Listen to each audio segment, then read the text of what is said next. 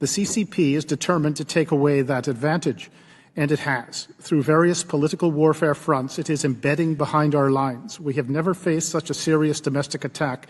It's just one we refuse to recognize. We are deeply penetrated, dying by the tens of thousands, and there's barely a response. For example, chemical warfare. Fentanyl killed over 70,000 Americans in 2021 alone. That's more than died in the Vietnam War. For Americans aged 18 to 45, drug overdoses are the main cause of preventable death. It is destroying families and communities in cities like Baltimore and Philadelphia. Not only can the CCP surveillance state find the producers if it wants, as a House report released yesterday showed, China is subsidizing the production of fentanyl precursors, and the U.S. is letting it happen. The CCP is hitting us in many other ways. Chinese economic warfare is destroying our manufacturing and commercial sectors. We've lost millions of jobs, hundreds of billions a year in revenue, and entire sectors, including sectors critical for our defense: steel, semiconductor, batteries, and shipbuilding.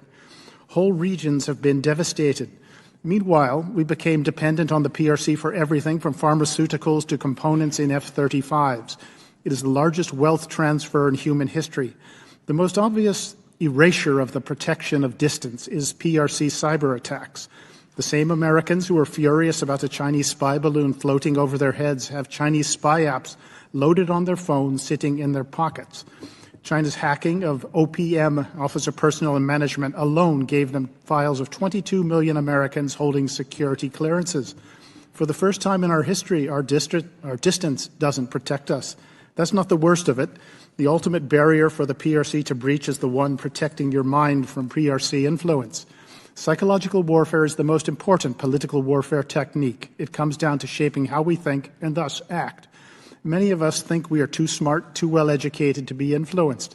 But have you ever said, for example, China is just behaving this way because of a century of humiliation? You've been influenced by CCP psyops.